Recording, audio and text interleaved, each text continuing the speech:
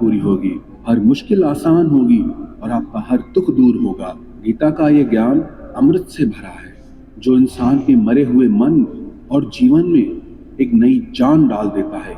मैं गारंटी के साथ ये बात कह सकता हूँ कि जो कोई भी इन 25 बातों को ध्यान से पूरा वीडियो के अंत तक सुनेगा, उसे अपनी हर समस्या का हल मिल जाएगा, उसे वो सब कुछ मिल जाएगा जो वो पाना चाहता है। श्रीमद् भगवत गीता का सबसे पहला उपदेश यह है कि जिंदगी में कभी भी खुद को किसी का मोहताज मत बनाना, क्योंकि जब तक आप किसी के मोहताज नहीं होते तब तक आपको कोई दुख नहीं पहुंचा सकता, कोई आपका फायदा नहीं उठा सकता। जिस इंसान के आप मोहताज हो जाओगे वो आपको एक्सप्लॉइट करना शुरू कर देता है। जिस दिन आपने अपने जीवन को किसी का मोहताज बना दिया, उसी दिन से आपको उसकी गुलामी करनी पड़ती है। औरों की तो छोड़ो, जो लोग अपने नौकरों के, काम वाली बाइयों के मोहताज हो जाते हैं तो सब कुछ सहना शुरू है। उन्हें पता होता है कि आपका काम उनके बिना चल ही नहीं पाता और आप खुद का काम कर दूसरा कोई आपको मिल नहीं रहा, तो उनका आपको परेशान करना शुरू हो जाता है। लेकिन जब उन्हें यह समझ आता है कि आप अपना काम खुद कर सकते हैं, आपको दूसरे 1000 ऑप्शन मिल सकते हैं, तो वो चुपचाप अपना काम करेंगे। अब अगर आप कोई ऐसी नौकरी करते हैं जहां आपके बॉस के गलत होते हुए भी आप उसका टॉर्चर सहते रहते हैं, तो आपको पता होता है कि आप उसके मोहताज हैं और वो उसका पूरा फायदा लेता है। और तो और जिस घर परिवार में आप रहते हैं, अगर वहां भी आप किसी के मोहताज हैं तो वो आपको पूरा चूस लेता है, क्योंकि वहां आप 24 घंटे रहते हैं, कहीं और जा ही नहीं सकते।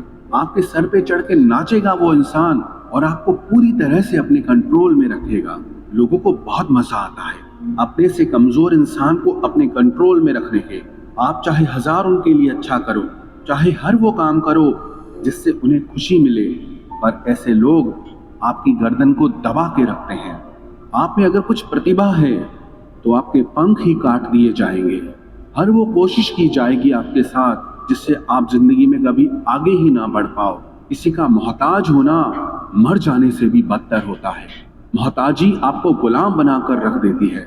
आपने कभी गौर किया कि आपकी जिंदगी वही लोग खराब करते हैं जिनके आप मोहताज हो जाते हैं।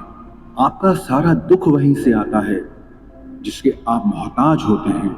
मोहताजी सिर्फ शरीर या काम की नहीं होती, सबसे बड़ी मोहताजी मन की होती है कि जिंदगी में कोई हमें चाहिए, हमें संभालने के लिए, नहीं तो हम खुश नहीं रह पाएंगे। अकेलापन लोगों से झेला नहीं जाता है। फिर कई बार आप ऐसे लोगों से जुड़ जाते हैं जो आपकी इस मन की मोहताजी का पूरा फायदा उठाते हैं। आप उनसे रिश्ता इसीलिए जोड़ते हैं ताकि आपकी जिंदगी में थोड़ी खुशी आए, और वो लोग आपको खून के आंसू रुलाते हैं, आपकी पूरी जिंदगी नर्क बना देते हैं।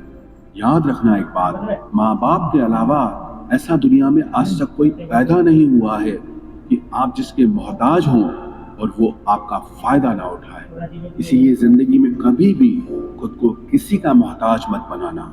श्रीमद् भगवत गीता का दूसरा उपदेश ये है कि जब भी जिंदगी में खुद को अकेला महसूस करो, तब इस सच्चाई को ठीक से समझ लेना कि आप दुनिया में अकेले ही आए थे और अकेले ही जाओगे। वास्तविकता में यहाँ कोई आपका अपना नहीं है। एक दिन तो जो माँ बाप हमें जन्म देते हैं वो भी हमें अकेला छोड़ के चले जाते हैं, तो औरों से तो उम्मीद ही क्या करना। यदि कोई आपका साथ छोड़ दे तो याद रखना कि वो ईश्वर सदा आपके साथ है, वो कभी आपका साथ नहीं छोड़ता। गीता में श्री कृष्ण ने अर्जुन से कहा कि चाहे कोई मनुष्य मुझे माने या ना माने, लेकिन मैं इंसान का साथ कभी नहीं छोड़ता, क्योंकि ये सब मेरी ही संतानें हैं। ममैवांशो जीवलोके जीवभूत सनातन मनश्ष्ठानि इंद्रियाणि प्रकृति स्थानि कर्षति। इंसान को ईश्वर का ही अंश कहा गया है, इसलिए मनुष्य को ईश्वर की संतान कहा जाता है। इसीलिए आपको अकेलेपन से कभी दुखी नहीं होना चाहिए, कभी डरना नहीं चाहिए, बल्कि किसी गलत इंसान के साथ रहने से डरना चाहिए। एक कहावत है कि something is better than nothing, कि कुछ नहीं होने से कुछ होना बेहतर है। लेकिन एक और कहावत है कि nothing is better than nonsense, कि नॉनसेंस लोगों के साथ रहने से अच्छा है आप अकेले ही रहो। इसीलिए गीता का ये उपदेश हर इंसान के लिए बहुत जरूरी है जो खुद को अकेला समझकर दुखी हो जाते हैं। इसीलिए अकेलेपन से डरना, दुखी होना छोड़ दो, क्योंकि यहाँ कोई किसी का नहीं होता। गीता का तीसरा उपदेश यह है कि जीवन में जब भी कोई मुश्किल आए तो हिम्मत मत हारो, बस थोड़ा धीरज रखो। जो लोग मुश्किल वक्त में खुद को थोड़ा संभाल कर धीरज रखते हैं वो हर मुश्किल को आसानी से पार कर जाते हैं। एक राजा अपने गुरुजी के पास गया और उसने गुरुजी से जाकर बोला कि ऐसे तो राज्य में हर प्रकार की खुशहाली है, पर वक्त का भरोसा नहीं है। अगर कभी जिंदगी में कोई मुश्किल वक्त आए, कोई बुरा वक्त आए, तो उस वक्त के लिए मुझे कोई मंत्र दीजिए, कोई शिक्षा दीजिए, कोई उपदेश दीजिए कि उस बुरे वक्त से कैसे बाहर निकलना है। तो गुरुजी ने उसे एक तावीज बांध कर दे दिया और राजा से कहा कि इस तावीज में मैंने एक मंत्र लिख कर रखा है। जब तुम्हारी जिंदगी में बहुत बुरा वक्त आए और तुम्हें लगे कि इससे बुरा तो अब कुछ हो ही नहीं सकता, उस समय पे ये तावीज खोल के तुम इस मंत्र को पढ़ लेना, तुम्हारे अंदर बहुत शक्ति आ जाएगी। और एक दिन ऐसा हुआ भी कि उस राजा के राज्य पे किसी दूसरे राजा ने आक्रमण कर दिया और इस राजा की ऐसी स्थिति हुई कि उसे अपना राज्य छोड़कर, पूरे शहर को छोड़कर अपने कुछ लोगों के साथ भागना पड़ा। उस समय पे राजा बहुत दुखी था और विचार करने लगा कि गुरुजी ने मुझे एक तावीज दिया था कि जब जिंदगी में बहुत बुरा वक्त आए तब इसे खोल कर पढ़ना और इसके अंदर जो मंत्र लिखा हुआ है वो मेरे अंदर शक्ति भर देगा। राजा ने विचार किया कि इससे वक्त और क्या हो सकता है।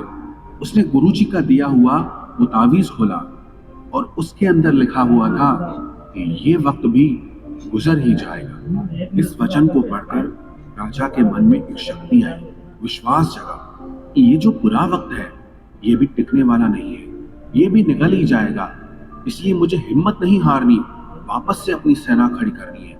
और उस राजा ने वापस से अपने सैनिकों को जमा करके अपनी सेना को खड़ा किया और उस राजा पे हमला करके अपना राज्य वापस प्राप्त किया।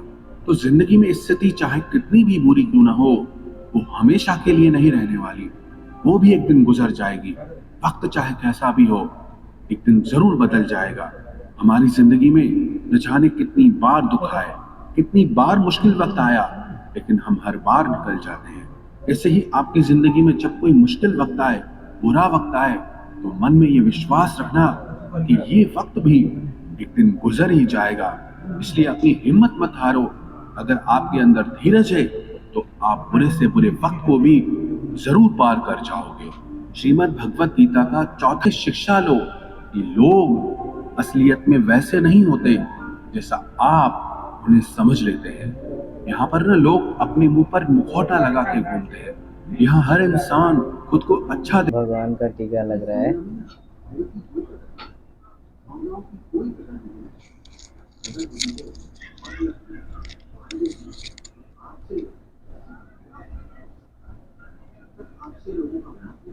देखो आज भगवान को क्या क्या भोग लग रहा है, चढ़ाया हुआ है प्रसाद।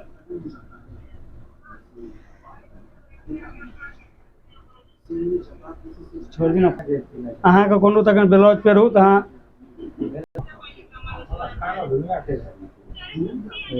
सबको पूजा का टीका लग रहा है अभी।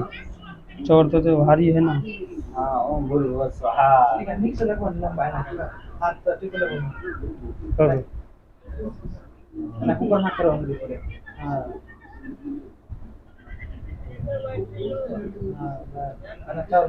सरकार